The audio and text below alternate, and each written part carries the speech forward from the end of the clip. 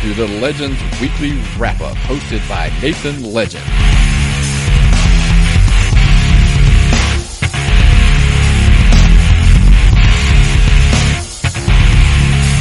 Tapped Out Nation, what is going on? Welcome to another edition of the Legends Weekly Wrap-Up. I have with me a very special guest near and dear to the Legends' heart. From the Dr. Hugenstein Wrestling Podcast, I have with me none other than Dr. Hugenstein. Doctor, thank you for being here. Yes, thank you for having me on. Yes, none other than Dr. Hugh Show. That's right. Before we get into that, we had a big weekend at the Tapped Out Wrestling Podcast. I have with me Nick McDaniel. He's going to tell us a little bit about his weekend. Nick, what'd you do this weekend? Well, I left out, man, on Wednesday. Took a 21-hour drive out to Golden, Colorado, just outside of Denver. Man, we were hosted by Rocky Mountain Pro for Milestone 7. Before we go any further, I'm going to tell you, those guys could not have been any nicer to us. I mean, they went out of their way, welcomed us with open arms. You know, both seminars, you know, Nick Dinsmore, Eugene hosted one on Friday. Al Snow hosted one on Saturday. Got to go to both of those. The VIP meet and greet on Friday night, and then of course the event on Saturday night was just an awesome event. It's going to be on the Fight app here pretty soon, about 4 to 6 weeks, I believe, if my memory serves me correct. Which you always know you can download the Fight app on our website, and it's always on our Twitter and Facebook, etc. We always say, get it, watch Rockstar Pro, Rocky Mountain Pro, but of course we're pushing big time for Rocky Mountain Pro for heading into Milestone 7, and like I said, just all the events they let you know that we had access to, and just meeting all those guys. I mean, I could sit here and tell you names, you know, but I personally, the main name I want to say is Mercury Matt Yaden, the owner of the company, you know, went out of his way to, you know, to host us. But, you know, and I could go down a laundry list, but I'll probably put it on Facebook or Twitter so I can tag everybody else in it, because we would be here all night if I sit here and named every single person that just was, you know, super nice to all of us. And, you know, took the daughter out and she had a great time, and which is awesome. And like I said, I just can't put them over enough, man. They were awesome. Right on. I missed that show. I had a prior commitment, but I hope to get out to Colorado and see some Rocky Mountain Pro action very soon. Dr. Hugenstein, tell us a little bit about the Dr. Hugenstein Wrestling Show before we move on. Sure. Well, the Dr. Hugenstein Wrestling Show is really a comedy show. It's based around all that. It's me. I got two co-hosts, the Sleaze and Y2 Just Incredible without the E. A guy that likes to shit his pants on occasion. You know, he has a few incidents here and there. He's got plenty of stories. He's kind of like my whack packer, so to speak. You know, he's got the crazy Boston accent, been hardcore wrestling fan like most people in this area are. You know, in the Boston area, you got some hardcore, you know, types, and he's definitely one of them, just like the rest of us, but we all have different types of takes. We stick to wrestling, but we go off here and there in other avenues, no matter what it is. As long as it's entertaining, that's all I care about. So, check it out. How did they get a hold of you? How did they get a hold of me? How does Tapped Out Nation reach you? How do they get into the Hugenverse? Oh, well, through none other than the Lit Man. See, I need all my samples. I'm a little weak without my samples here. I feel naked. You know what I'm saying? You guys on iTunes and Google Play and the rest, how do they get a hold of your show? It's very specific right now, see? Because I do that 100 times a day. iTunes, Podomatic, Stitcher Radio, and SoundCloud for the babies and the bad kids that, you know, have no parental advisory or watching over them. Because we do swear a lot and we say whatever the fuck we want. And, you know, if by chance, if everybody listens to us, you know, it's not our fault. We let you know in the beginning. If you don't know really from the intro in the first, minute with the sleaze here, then you'll know it's not for you if that's not your thing. Yeah. And at Twitter, at Dr. Huge Show. Is that right? Yeah, you can pretty much just Google it, you know, Dr. Huge Show or Dr. Hugenstein, you'll find it. You'll find a whole bunch of shit a bunch of stuff I may not even know exists, because there are articles that people write about me, Mr. Litman, if you haven't heard, and they talk shit about Dr. Huge, and I'm like, what are you talking? Why would you talk bad about me? I'm just writing. I'm making jokes on Twitter. I'm doing my show. You know, I'm staying in my own realm. I'm not rattling any cages crazy, except for, you know, even the people that block me up. Cody Rhodes, probably friends of yours. I'm sorry if they are. Blocked me. Goldust has blocked me. Who else? Many others. KO, Sami Zayn. Isn't it funny? It's all the people that are friends with each other. It's like they get together and they're like, you know what? No more of this Dr. Hugenstein guy. We don't like his jokes. Which, that's all it is, everybody. It's all I'm about. Nothing serious. I unblocked by Sin Cara, JBL, and Noelle Foley's clown boyfriend. She's got a boyfriend? Apparently. But anywho, let's get into this Monday Night Raw and Smack Diggity Down. And Monday Night Raw from Boston. What was your overall take on this show? Yeah, Monday Night Raw from Boston. I was kind of upset that I wasn't at either one of these, so automatically I'm kind of biased in thinking that these are both the shits, because I wasn't personally there, and I wasn't screaming my lungs out like I usually do, like a Gronk or whoever celebrities show up. But I'll give you you know what? As these were the go-homes for SummerSlam, I'm not going to be rough on them. They were B's, B minus C's. You know, they kept me entertained throughout, because it is a long time, 3 hours on Monday. And I stuck around like I usually do, and I was a little more invested than usual. And that's how I gauged it, right? I gauged it by how much material they gave me for my live tweets. And I felt Monday was a fucking gold star for Dr. Huge. Last night.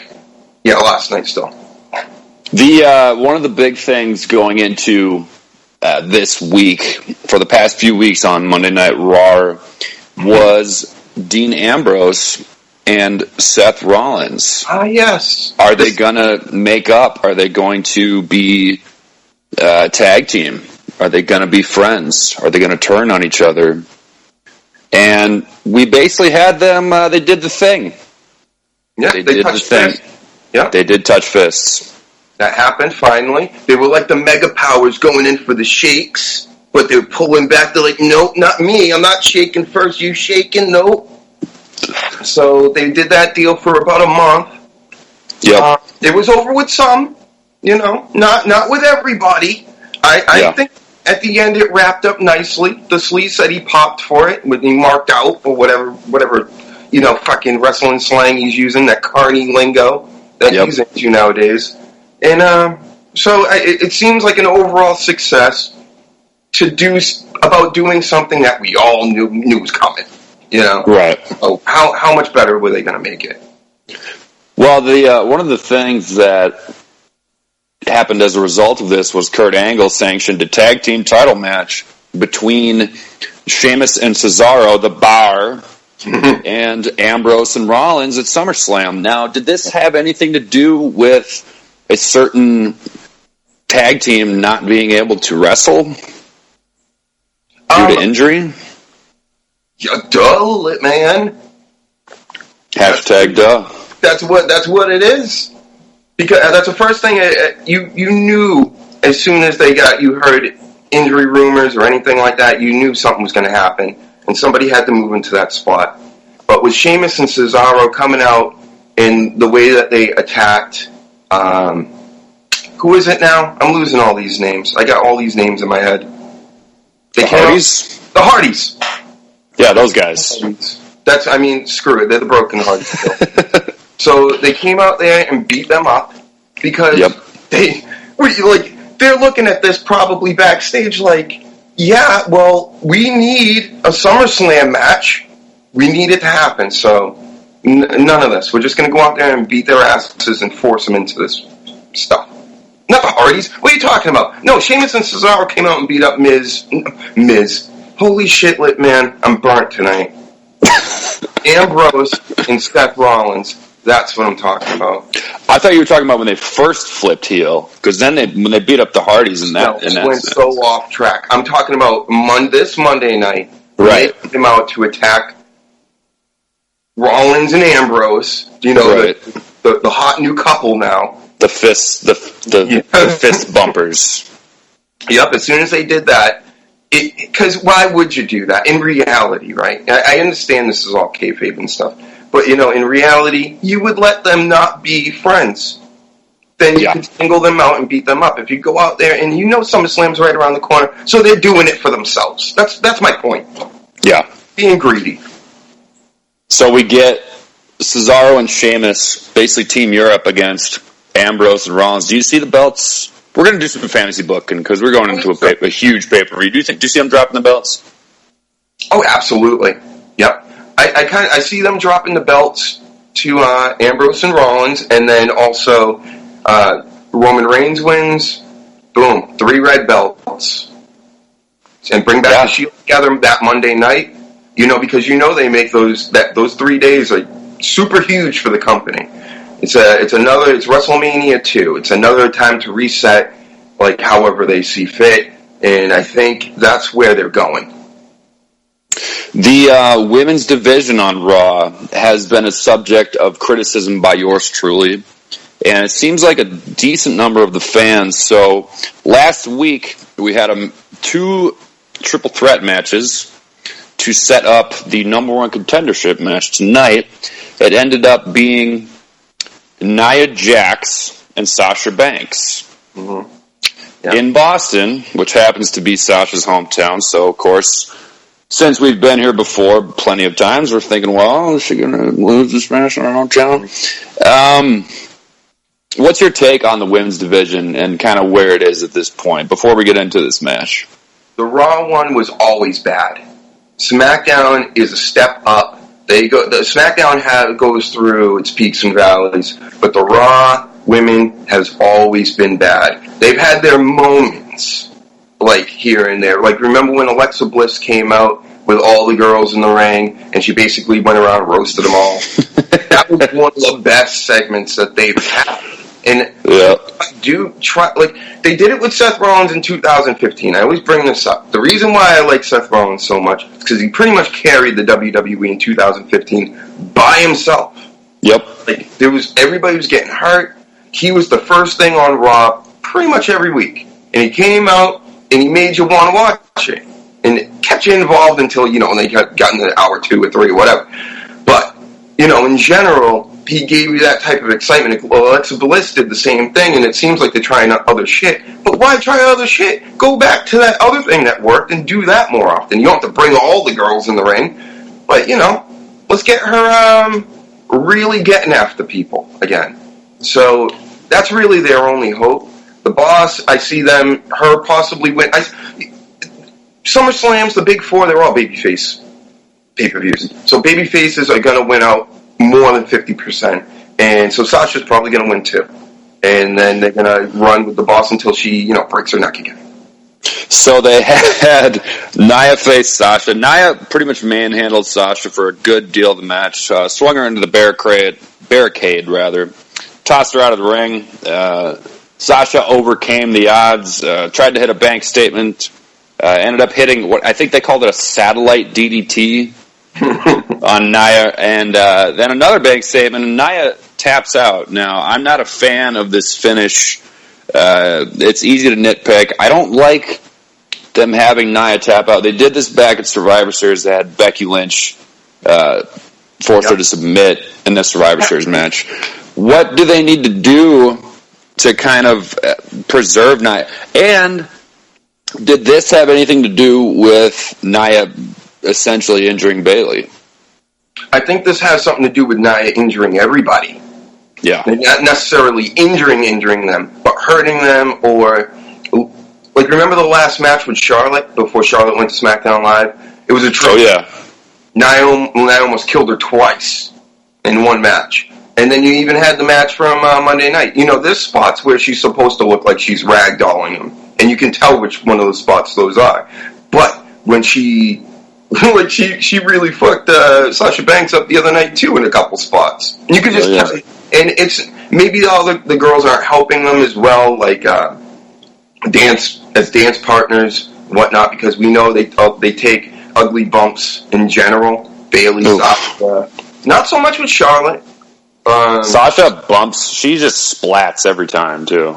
Yeah. Just splats. And that's why I'm a huge Charlotte mark. As far as women's wrestling, she's the best women's wrestler I've ever seen. And if you're not like thinking like that as far as wrestling goes, and her whole persona and the way she talks and all that, she's got the whole package. And compared to the other girls, I don't think they're necessarily built for this business long term. So if you're a Boss, Alexa Bliss, or a Bayley fan, get it in now. Sure. The Elias basically beat up R-Truth, and I want to focus on where you think they're going to use Elias Sampson, because he's got the look, he can talk, he can sing, he's a pretty good wrestler, and he's a big guy. He reminds me of the Macho Man, and do you see him kind of getting pushed into that Intercontinental Championship scene? Yeah, absolutely. He's, like you said, he's got the build, he looks the part. He can play guitar. He's getting better at it. He's hilarious. The crowd hates his guts. He's got that weird lisp going on. I like that. All of it works. Like, all of it just works. They cut his name. Now he's just Elias. No more Samson. Fine. Whatever. They seem to do this with a lot of guys. But I think the overall... he's going to get the Intercontinental belt as long as he stays healthy. It's just going to happen. He's getting too much of a reaction from the crowd. No matter where he goes. The Big Cass is starting to get a good deal of heat, as they say. And he strikes me as a guy who kind of seems in real life like he might be the kind of guy to just kind of say whatever the hell he wants and just fuck it. And he's getting booed. The crowd's booing the heels. So that's what they want. Yeah. And Big Cass and Big Show. Okay, so we got Big Cass and Big Show coming up at SummerSlam with Enzo Amore in the Shark Tank. I still think this is a rib on Enzo Amore because apparently he's in trouble with several people backstage. And then you got the club getting involved too. Now, I always thought that they were kind of flipping the club to be more babyface at this point, but I think they're just trying to do whatever they can to kind of pair Cass with notable people that don't really have any creative program going on right now. What do you make of this? That's what it seems like. It's kind of like what they did with R-Truth and Goldust. You just start cramming. People gravitate towards each other. Tozawa and Titus Brand and Apollo and all that. Oh, yeah. New Day, that's the way New Day formed. But this is how the politics of backstage kind of work as far as working out a whole gimmick and a plan. You need people that also don't have shit to do. Bo Dallas and Curtis Axel, for example. And when a Miz comes along, it's a great idea for the Miz. And it's always good to work with other people and try to bring them up as well, or try to help them out, or do whatever. Especially if they're just talent being wasted away backstage. Like the Miztourage thing. I love that. So, all this type of stuff that's happening, it can only work out for the best. If it's a bad idea, they'll cut it short, and then we'll be done with it, and we'll give it the fucking Baron Corbin treatment, Oh, Jesus. Cash it in, and go, yep, that's not working right now, the crowd doesn't like it, and be done with it. Washing hands of it in Providence, Rhode Island, a small state in the country. Oh yeah. I want to get into this cruiserweight matchup. You had Akira Tozawa and Neville, and this was booked for SummerSlam, and we got a preview of it a couple nights ago on Monday Night Raw. So we all know Tozawa is signed to the Titus brand, Titus Worldwide, and nobody really saw this coming, which I liked. Tozawa defeated Neville. Neville hit, he was trying to hit a red arrow. Is that what it is? Well, nobody saw it coming except Dr. Hugenstein, man. Oh, yeah? Mm-hmm. Oh, yeah. Yeah, I didn't write this down, but I mean, I can't prove it. But you just have to take my word for that one. So Neville misses his red arrow, and Tozawa hits his skinny boy senton from way up high. And Tozawa is the new cruiserweight champ. Now they still have to wrestle at SummerSlam, and I believe that Neville still gets a rematch. Is that correct? Yeah, they talked about it on 205 Live just recently. What do you make of them doing this on Raw? Do you like it? I kind of like it, to be honest. Well, I think the Sleaze brought this up to me earlier during the phone call, but he was like, yeah, like, well, what's going on with this? I hate how they do the double match thing or whatever. And there's a reason for it, right? It's all about the business. They probably don't want to match people up with other dance partners, possibly get them injured before the big gig. And then also, on the flip side of that, you can just pair them up, have them work multiple matches and big stages on live TV or whatever, and get them ready for that match that way. And I think that's what most of it is, because Finn Balor and Bray Wyatt did it the other night. I think somebody else, too, another match, where it's like it's just they're preview matches. So it's whatever. They're going to do a preview match, or they're going to do a preview by getting them in the ring with a bunch of jobbers that are security. Or they're gonna do something because they need to pump it up. So I'm fine with the whole pre-match pay-per-view thing if it's done well, and I like the matches. Some matches deserve only one because they're the shits, and I don't think those ones are going to be all that bad. Do you think that, without getting too far deep into this, do you think that Aries should have been the champ at this point? Oh, absolutely. He should have won one of those three matches. One of them. Not necessarily the first or the second, but he had to have won the third one. And when he lost that one, I felt that he was either going to be okay with just going back and working with all the rest of the talent and pumping them up, or he was out of there. And then he was out of there way quicker than I thought, but he was not going to give that whole working with the talent and pumping them up a chance, because he's like, I got my shots and now I'm done. So it sucks for him. And it sucks for us. Yeah. The Finn Balor-Bray Wyatt matchup, which I've been critical of in the past. I'm not a big Balor fan, admittedly. He's kind of growing on me a little bit, but I can't get over all the kicks. I love Bray Wyatt, but he's really been kind of a who cares character for probably since he left SmackDown. And when they had the House of Horrors match and all that shit. So you got Balor matched up with Bray. Now, Bray was in control for a lot of this. And you basically had Balor in a weird kind of event at the end get what appeared to be blood poured on him by Bray Wyatt. Mm-hmm. Right? Yeah. He's trying to bring out the demon in Finn Balor. Well, what do you make of this? What you're doing it. Pouring red viscous liquid, as they say, on him. Like, why does Bray want him to go into the demon mode if he wants to win this match? Or maybe he doesn't. What beef does Bray have with Finn Balor anyway? What beef does Bray have with anybody? He just gets a hair across his ass, and then he goes after him. That's kind of his MO. They say one little stupid thing that's vaguely about Bray Wyatt, and he's there. Remember Seth Rollins? Or everybody else? Like, nobody even really brings him up or calls him out. He kind of just comes out and goes, you called me out somehow, because you're a douche. I think, yes.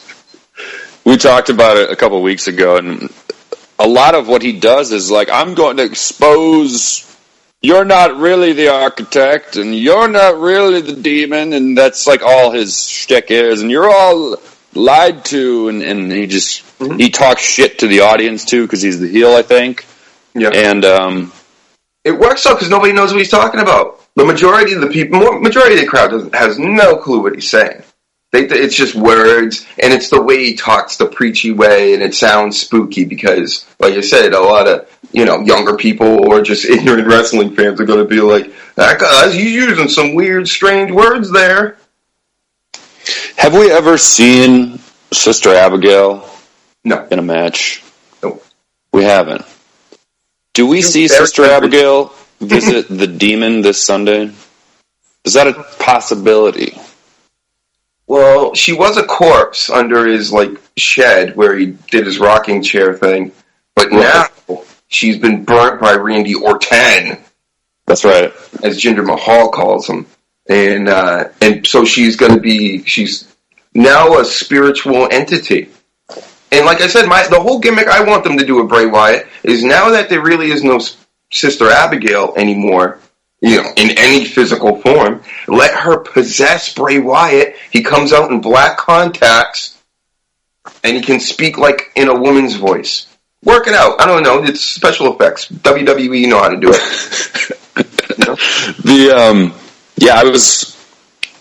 Randy stabbed the crucifix, because he doesn't know how to say crucifix, into the remains of Sister Abigail. And, when I found out that Eva Marie had left the company, I'm like, there's no hope for Sister Abigail, because that should have been Eva Marie. But, so Mickie James and Emma had a match. And there's not a lot to say about this. Emma took the loss. She seems to be taking a lot of losses. Mickie James is already one of the all-time greats, if not arguably the greatest. Yeah. What do you make of Emma taking these losses, kind of bitching at Angle backstage, somewhat? Where do you see her going, if anywhere? Because we all know she had that shoplifting charge a couple years ago. Oh, years ago, though, right? A couple years ago. She had that brutal gimmick, the Emelina gimmick, that took fucking ever to get, and finally, and then Vince just ribbed the fans, I'm gonna take her away. Yeah. What is left for her?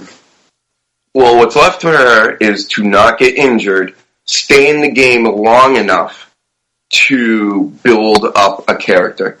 That's it. And also keep stalking Jason Angle. He will hit that. Just keep doing it. It'll work. Can you blame him? No. But I mean, if she's gonna knock at his door once, he may be like, oh no. Dad said no. But, no. The 10th time, he's got one of these times he's gonna break.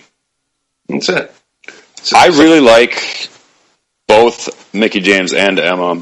Emma's my kayfabe girlfriend, of course. Mm-hmm. And what I don't like, without bitching too much here, is, you have the Universal Championship, and then you have the Intercontinental Championship. On SmackDown, you have the WWE Championship, and you have the United States Championship. And then you have tag team belts as well. So you can have all these parts that are interchangeable. And with the women's division, you just have one belt. Now, I understand that's just how it breaks down, but my point to bitch at is they have no trouble writing angles around that women's belt on either show. Mm-hmm. The issue they have is writing more than one women's angle at any given time. It's like they kind of share one, and it just gets passed between. Not enough. How do they? Yeah. That's really it. And believe it or not, 3 hours isn't enough time to do all them segments like that, because like you said, you have the two other mid-title belts, the top two, the middle two, the two tags, and then you're hitting the women, and now those are important these days. So what are you going to do? Add a women's tag, and they got the cruiserweights already jammed in there. It's like, there's no way. There's no way. You got to just boost the women up, and like you said, just give them more solid, more well thought out women's mid-card matches, if you will. I think that's what you're talking about, because like with the men, they have the fatal 4-way thing going on right now, and the thing I hate about just wrestling in general, especially with the WWE, is you only have 4 vying for the belt at one time usually. I mean, you'll have an occasional elimination chamber or whatever, but I mean, it's really only 4 guys that we know we're going to be really getting at the belt. The other 2 guys, or however many more guys they add, then they're the shits. But with the women, build up some mid-card angles. that makes sense. And then they can work their way into the top tier, even if they just do it like the men, because they're trying to do it like that, but it's just they're using less women because it's less time. And so, yeah, it sucks. You had the Miz Taraj. Speaking of the Miz Taraj, who I actually am a fan of. I'm not a fan of the name. I love Curtis Axel. You had them kind of get into a confrontation with Angle backstage. Then the Hardy Boys came in. Mm-hmm. And then Miz is still pissed off at Jason Jordan, of course.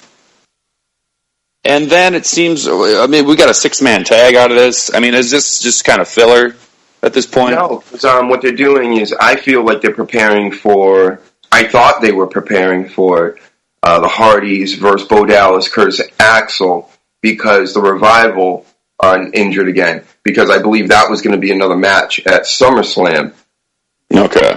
Right? So maybe it was just, I don't know what it is. Because the Hardys are going to be in SummerSlam, right? I don't know. I'm guessing it's probably going to be a pre-show deal somehow. They're going to work them together. The Miz is going to take on Jason Angle. Who knows? Maybe they'll do that whole match all over again. I don't think they know what they're doing, to be honest. Yeah. I'm speculating on them, like speculating this week. Because they know that they can do whatever they want with the Hardys, and it'll be money. They can put them in basically anything to get anyone over. That's why they're putting them with Jason Jordan, Jason Angle. Yeah. By the way, what we talked about earlier, what the fuck is up with that music? Oh my god! It's like if Dillinger's music and Sami Zayn's music had like an ugly child, and then you slowed it down, like slowed down the tempo a little bit. Like, why can't they make him good music? It sounds like a demo song. It sounds like they just went, that's good. Nobody had to make it. It's just a demo song. There you go. Or maybe it's like a royalty-free thing they found on like YouTube or something. Like, yeah, that's good. It's got horns. Sounds American. I don't know. So it's terrible though. The face-to-face confrontation, and yes, they tried to make that a hashtag on the internet. Yeah, it didn't work. They got no shame. So we all knew where this was going. It was a big brawl. We had security get involved. Of course, we're talking about Lesnar, Samoa Joe, Braun Strowman, and Roman Reigns. Now, they've done this before. At this point, they can't really fuck this up. Like, they built it really well. Mm-hmm. Each of them are good options to win this. So even though we've seen this, I was still good with it. What do you think? Okay. It'll be cool to see them all at once and everything like that. And I'm sure there'll be some crazy spots here and there, but it's. I guess the main point of that match is really like who is going to win that match, because it's one of those that any one of them could win it. I could even see Lesnar winning it and just totally throwing everybody off. And he's like, yeah, well, I still have the belt. You know, because it's a fatal 4-way, so really anybody could win it just by pinning somebody else. So, the sneaks and whatnot. So, yeah, I'm kind of with Brock Lesnar. I would ask for the rematch the night after. You know what I would do if I was Brock Lesnar? I would come out there, I would let everybody beat the shit out of one another, I would corpse forever. I'm acting as if this is real, right? So, I would corpse in the corner, or whatever, and for the entire match, let whoever win, and then I'd get my rematch the next night after we're all beat up from the other two beating their ass, and then I would take my title back. Take the night off. Toward the end, it seemed like Braun and Brock Lesnar were kind of the only two left. Do you see them feuding? That's the one everybody wants to see. I mean, my Uncle Old School around the neighborhood, he was talking about that last February, before WrestleMania last year when he was with the Wyatts. Like, people want to see Braun Strowman. He's been billed as, like, the freak of nature, huge guy, which he is. And you got Brock Lesnar, who's been billed as, like, for many years. So, yeah, that's the match everybody really wants to see. And I can see that happening probably at a WrestleMania next year. You know, give Brock a nice long break, And then he comes back, does more wrestling, because I think he's suspended in UFC for what, another year or two, or a year and a half or something. I think he's got like 9 months left, because it was a couple months ago. But I'm sure Dana White, if he wants to make some quick cash, can make an exception to that. But let's move on. Jones happening either, so yeah, not for a while anyway. Yeah. SmackDown live from Providence. Mm-hmm. We start. Jinder Mahal comes out, announces that it's the Indian Independence Day, and he brings a woman into the ring to sing the Indian national anthem. And this was not well received by the Providence fans. Oh no, Providence isn't all the most classiest city, really. Neither is Boston. All the heels are usually right when they trash the cities, but I think a lot of American cities are kind of like that these days. But Providence, yeah, it's always funny to see the whole Jinder Mahal gimmick come up with all his culture and his my people and this and that. And the crowd was getting into the music parts, but yeah, all the other stuff, they're like, yeah, no. Can't deal with this, and most people hate Jinder Mahal anyway, so it really works out in WWE's favor and Jinder's favor because he got booed excessively. He did. He took a beating from the crowd, and then you had Shinsuke Nakamura come out, the artist known as Shinsuke Nakamura. Oh, that's right. That title is the shits. Oh, yeah. Of course it is. That, and, his t-shirt's cool. It looks like the Vikings logo, that TV show, kind of with the samurai swords. That's cool. Remember the explosion they had during his long-ass entrance? That's the shit. And the long-ass entrance. I'm glad they cut that down a little bit, too. He kind of comes out, does the thing, and it's over now. So good. They've caught on, like, we don't want to beat people over the head with this, but Shins, he sounds like the greased up deaf guy from Family Guy. He talks to Jinder Mahal, who sounds like just going through puberty from probably pumping fucking steroids, venom into himself like Bane, fighting with his scratchy voice. Yeah.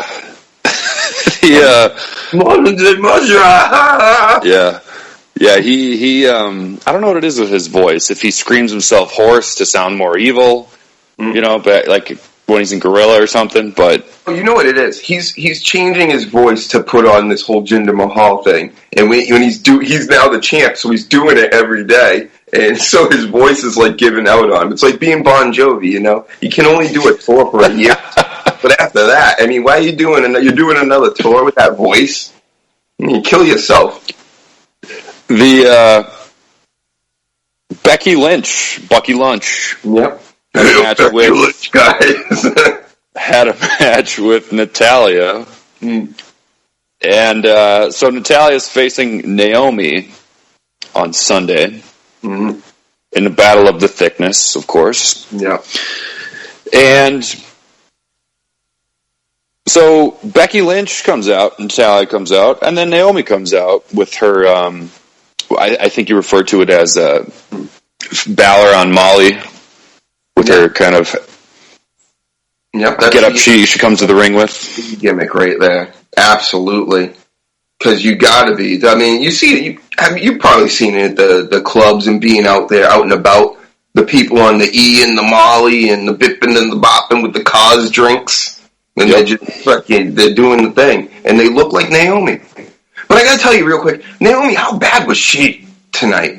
Because I actually tried to listen to her create a character, like, at the announce table. Wow, it was bad. I didn't like it.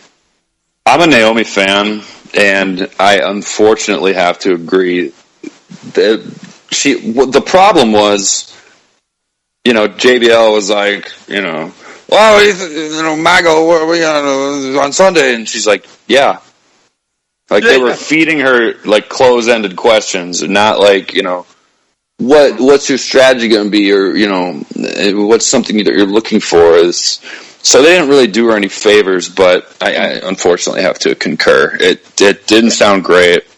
I don't know if she's over-scripted. Because if you watch Total Divas, I don't know if you do or not, but it's not like that. I don't know. Yeah. But Becky took the L, to no one's surprise. And then you had Carmella enter from Gorilla with James Ellsworth, friend to the Dr. Hugenstein show, right? Great friend. You know, we talked every that one day last year. Great friend. And Carmella basically says, best of luck to both women. And then Ellsworth comes back with the "you're both gonna lose" points to the briefcase. I liked that. Ellsworth rules. He gets heat. People hate him. I dig it. You know, that's my MO kind of with wrestling. If you can make the crowd boo you, I think that's funny, and I like it. Yeah. You had a match between Rusev and Chad Gable. Again? Minneapolis, Minnesota. And Gable looked great. He's looked great the past several weeks because he's a great wrestler. You know, he's given Rusev over-the-head belly-to-bellies. He eventually took a beating on the announcer table. And out of nowhere comes Randy Orton with an RKO because Mago, it only takes one. Yeah. And we got Orton doing his little pose thing because that's his deal. You know, the running gag that I have is, you know, he's the Dairy Queen chocolate dip cone. He's got the shell and the ice cream and the cone. He's got the RKO, he's got the draping DDT, and he's got the pose. That's it. And that's all she wrote. He's perfectly adequate, but he's never the best thing on the menu. He also has the sperm that follows him to the ring at WrestleMania. Don't forget. That's right. And he also burns down houses and desecrates graves, but we love him, right? Even though that's the best thing he's done all year. The best thing he's done all year. That and RKOing his kid in the pool. Two best things all year. I'll give him that. So that's why he's a pro. That's why he's a 15-timer, right? Or is it 14? That's right. I think it's 14. 14, yeah. All right, that makes more sense. I always reference this, but I was at that SmackDown in St. Paul back in February when Wyatt was champion. God, just saying that is weird. Yeah. And that was when he burned down the Wyatt compound on the Titantron. And the St. Paul fans were cheering. They were chanting, "Randy, Randy." So that was when it all went south from there for Bray, unfortunately. But I was at the SmackDown when they first started that angle, and I remember going, "This ain't going to work." To the sleaze who was with me, I'm like, so it was going downhill from the start because it was just coming back week after week, going, "I don't like you," and then the other one's like, "I don't like you," and so it just sucks. So last week, you had a great segment between Shane McMahon, Kevin Owens, and AJ Styles. And there's a match that's going to happen on Sunday for the United States Championship, which is currently held by AJ Styles, of course. And Shane McMahon is supposed to be this special guest referee because there were some shenanigans that Kevin Owens complained about. Ryan, the Ultimate Warrior, from the Dive Club live wrestling podcast, made it a point to say that Kevin Owens is the best at complaining about things and about them being unfair, but that was the one time it was actually unfair. Right. So anyway, this was kind of an odd segment last night. It had some... AJ came out, and he basically said, I want to apologize for kicking you in the face, right? And then it's like, I just want to make sure you're not going to try to screw me over. You're not going to put your hands on me. And they talked a lot about putting their hands on each other. It was weird. But then Kevin Owens came out. It ended up getting physical, and Owens super kicks Shane McMahon. So they've both basically kicked Shane McMahon in the face at this point. Does Shane McMahon just get into the match and it's a triple threat at this point? I mean...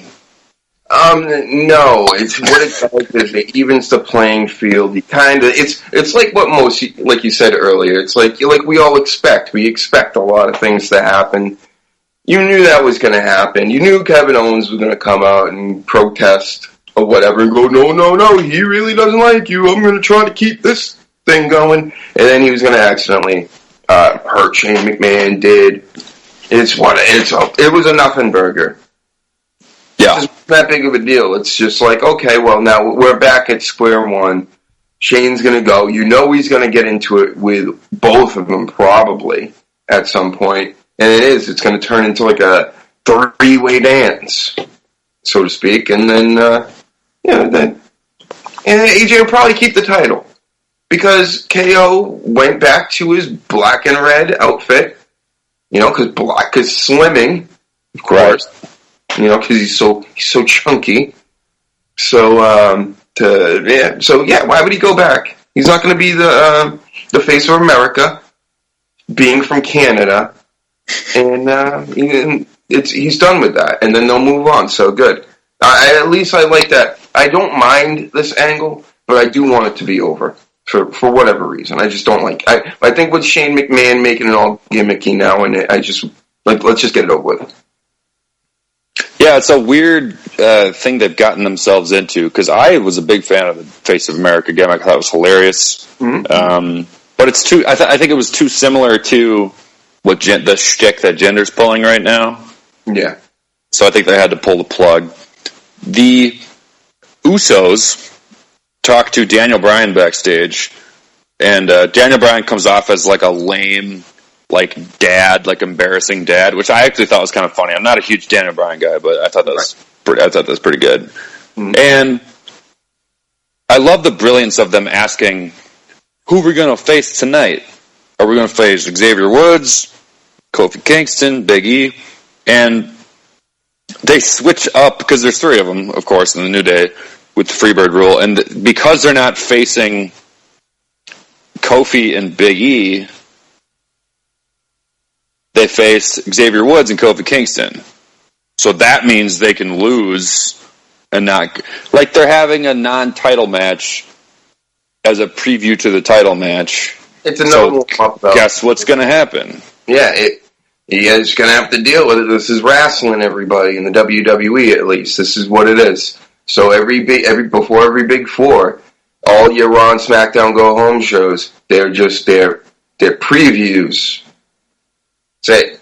It's a preview to whatever's coming up, and then they just go Summerslam, lay waste, SummerSlam, lay waste, over it with whatever song, whatever terrible bat mitzvah rap song they got this week. Exactly.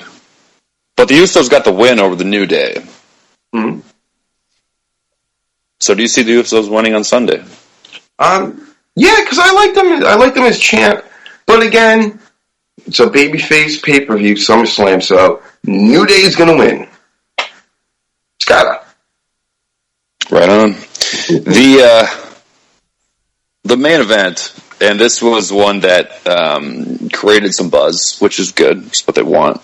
You had the modern-day Maharaja, Jinder Mahal, taking on John Cena. Yep. John Cena, as we all know, last week faced Shinsuke Nakamura, almost got crippled, and basically did the JOB for Shinsuke Nakamura. Mm-hmm. So this week, Cena and Jinder, they kind of did a test of strength to begin. It was a decent match. I'll give them that. Jinder, this was a very noteworthy thing that happened in this match. Jinder kicked out of an attitude adjustment. He did. Big deal. What'd you think? I love it. I need more of that from Jinder Mahal, because, like I said, if we're just going to go with the whole scumbag Seth Rollins 2015 deal, whatever, I can deal with that with Jinder Mahal, because that's what it's been. It's like he cannot win or kick out of anything, or he's basically a jobber with helpers. that help him win matches, like J&J Security. So having him kick out of that gives him a little strength as champion, which he needs it, especially if he's going to have the belt for a while. So you got to make him look strong a little bit. So it was good. The Singh brothers basically got kicked out. They got sent back. Yeah. Why? Why? They were distracting the ref, I guess. Spreading their shirts. Yeah. The Cena picks up Jinder, gives him, I think they call it a super AA, which is lame. But do you remember what it was called in FU? Oh yeah. It was way better then. But that was also when John Cena was way better, right? So that's true. Word life. Yeah. And at this point, you get Baron Corbin entering from Gorilla, smacks Cena in the face with his contract. They don't like calling it briefcase anymore. It's contract.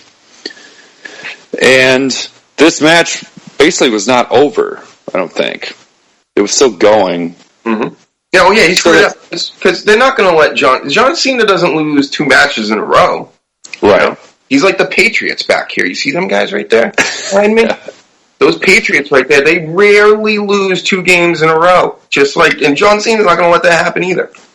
And just like the Patriots, John Cena's known to bend the rules and kind of hey, everybody has. Takes people out of the picture when he doesn't like them. I found out maybe a couple times, but it's not like everybody else ain't doing it. That's true. So Corbin basically smacks Cena with the contract. Then he's walking back to Gorilla, stops, looks at the contract, and then runs back down the ramp, and he cashes in. Mm-hmm. While Jinder is in the ring, Cena's also Cena rolled out. Yeah. The Singh brothers are supposed to be gone. So immediately I was like, oh my god, this is happening, like something's not right here. Well, Cena was there. Yeah. So you had a cover on Jinder. Basically, I think it got broken up by Cena. And then Corbin just got small packaged and lost. Yep. Distracted. 1, 2, 3. He got the old Monday Night Raw special.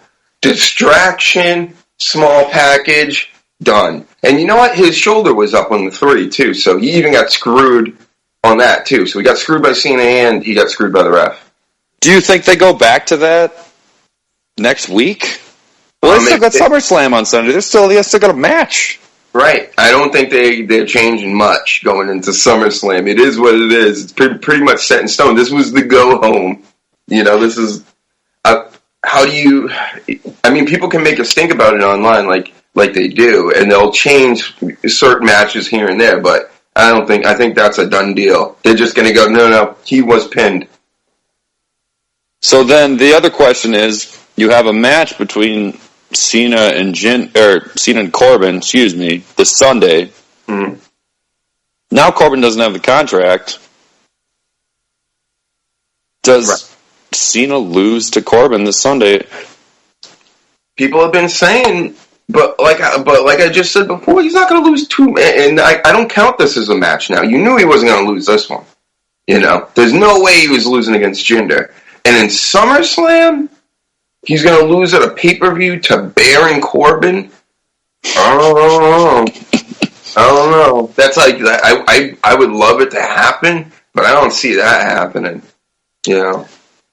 There's been some speculation that Corbin is in a little bit of Enzo heat for some comments he made online. He kind of had a pissing contest with Dave Meltzer, which I've done personally a few times. And the thing about Meltzer is it's like fighting with a robot. Like, do you remember back in the day when you had AOL Instant Messenger? Oh yeah. And you had those bots that you'd say really insulting things to. It's like that. But so he did that, and then apparently some fan mentioned him online, and then he so Corbin shot back, and it turned out the kid was a veteran, so he had to walk it back or whatever. But some are saying that he kind of pissed off Vince McMahon or someone close to Vince McMahon. Mm-hmm. Do you think that's a possibility? I mean, of course. You can breathe wrong around Vince and you piss him off. You don't really know. These are the stories you hear, so they say Vince is usually a cool customer and stuff like that, especially with like the boys in the locker room or whatever. But Corbin comes off as a I do what I want type of dude, and that will rub, I'm guessing, officials or Vince McMahon or whatever the wrong way, and or it will get old quick. Especially if you're not producing, as in bringing in money and people trying to see you. So that's probably. I'm guessing it's more. It's just the politics stuff, You gotta act a certain way. You get treated a certain way there too, as well. You get stories about Morrow and everything. I'm sure the wrestlers go through their own high school dramas. High school drama. You're so cute. Yeah. Nia Jax. Oh, her and Sasha Banks. Yeah, just those two with the Valley Girl accents. I don't know. I don't know what to do with that. You're a little girl. There's a little girls. Okay. So I want to do something. We're going to do some picks. We're going to do them quickly because we got to wrap this up. So I'm going to go through the whole SummerSlam card, and I want you to give me who you got. All right. Big Show and Cass. Cass. New Day and Usos. New Day. Balor and Wyatt. Balor, because it's Demon Balor. Randall Keith and Rusev.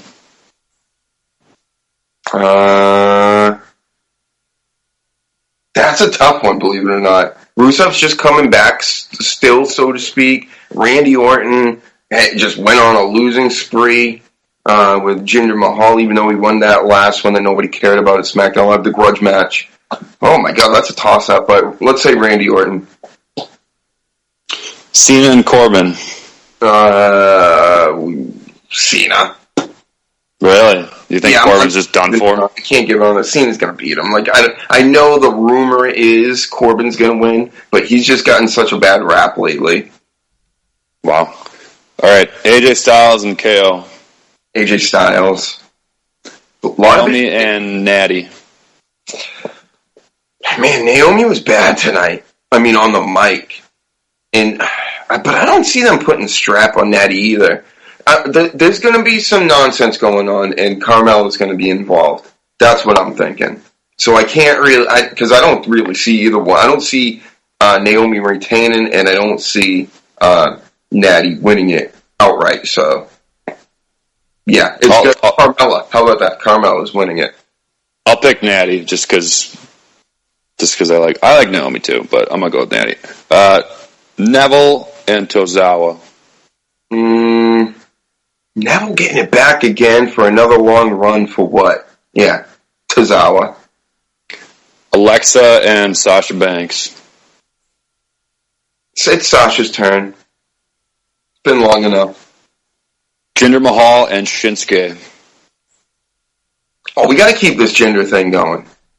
Giving the belt up right now to a guy that is not going to really come out and speak is the equivalent right now to me of giving the belt to Roman Reigns on the other show, which would bore the shit out of me because Shinsuke really doesn't have much for us right now. He already gave us all that in NXT and the first month of being in the WWE, so his entertainment factor's already run out on me. So come on, Jinder, please win this because at least you're making the crowd hate you. Brock Lesnar, Strowman, Roman Reigns, or Samoa Joe? Roman Reigns, and I hate it. But let's just, done. Give Brock a break for a while, probably until WrestleMania or around that time. Or even Survivor Series if he wants to come back sooner. Then you, Samoa Joe, and Braun Strowman, they still probably view him as too green for the belt. Even though... Very well. Dr. Hugenstein, Wrestling Podcast. Thanks so much for coming on the show. No problem. Thank you for having me. You can find everything about the Tapped Out Wrestling Podcast Network online at tappedoutwrestlingpodcast.com. You can also email us at tappedoutpod@gmail.com. You can find us on Twitter at tappedoutpod. You can find me, the legend, at Litman316. It's like Hitman with an L. Legends never die. On our website, tappedoutwrestlingpodcast.com, you will find the Fight app. We referenced it earlier. We're big fans of the Fight app. It's how we watch Ring of Honor every week. Our friends over at Rocky Mountain Pro can be found on there. My friends can be found on there as well. Tons of great content. Tons of free wrestling. There's MMA. There's grappling. It's kind of like a free version of the WWE Network, but it's a ton of promotions from all over the world that you can catch. You can also buy pay-per-views there as well. On our website, you can also find our Amazon link. So our Amazon affiliate link, if you love the show, you want to donate, the way that you can do this without paying anything extra, go to our website, click on the Amazon link, order anything that you would normally order, drum sets, tank tops, clothes hangers. You don't pay a penny extra. What they do is they kick us a little bit of commission for helping drive traffic to their site. You can also find our Pro Wrestling Tees link on our website, tappedoutwrestlingpodcast.com. So if you love the Tapped Out Wrestling Podcast and you want to support us and you want to buy some merch, you can do it there. ProWrestlingTees.com. Search the Tapped Out Wrestling Podcast. Finally, we have begun a partnership with Blue Apron. So this is a service. They will ship you fresh, quality ingredients to cook at home. It's a great way to save money, cook with your family and friends, build a skill, and you get a special $30 off offer. Dr. Hugenstein, thank you once again for coming on the Tapped Out Wrestling Podcast. With that, it's time to tap